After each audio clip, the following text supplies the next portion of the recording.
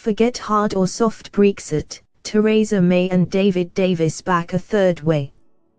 Theresa May's cabinet has split into three over whether to go through a Brexit transition phase or not, despite insisting they are united. International Trade Secretary Liam Fox is leading the hard Brexit group with Boris Johnson, Chris Grayling, Priti Patel and Andrea Leadsom at the other end of the scale. Chancellor Philip Hammond is leading the largest group of cabinet members, which include Jeremy Hunt, Justine Greening, Amber Rudd and Greg Clark, who all want a soft Brexit and a long transition period in the middle. Mrs May and her de facto deputy Damian Green are leading a group who believe the complexity of leaving the EU means Britain needs to negotiate transitional arrangements to ensure a smooth exit. According to analysis, prominent Brexit campaigners, Michael Gove, and Brexit Secretary David Davis are also part of the 8-strong middle group, which also includes Communities Secretary Sajid Javid. A source close to one of the ministers said many cabinet members now want to avoid a cliff edge change when the UK leaves the bloc in March 2019. They said, that probably is a fair description of where a fair few of them, both those who have been Remainers and Brexiters in the past, are. I think the majority of cabinet ministers want a smooth Brexit. I think the difference is they're disagreeing what counts as Brexit.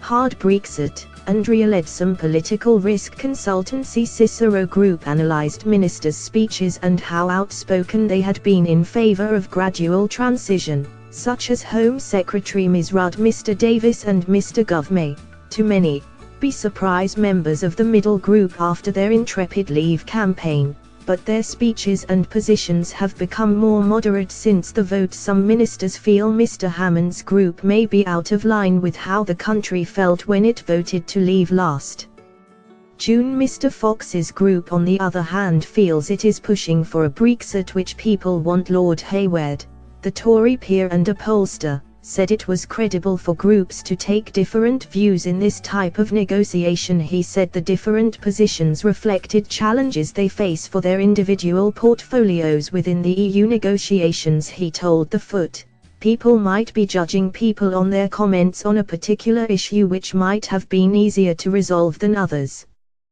The splits have emerged following a summer of discontent, with the general election throwing a curveball at Mrs May after she lost her parliamentary majority at the beginning of the year. Mrs May admitted in her lackluster House speech there was a need for a transition period in some areas, but she warned Britain would not be afraid to walk away from talks if Brussels offered it a bad deal. Some Whitehall sources insist the cabinet is much more united than it appears, while others refuse to accept they all think the same. Thanks for watching.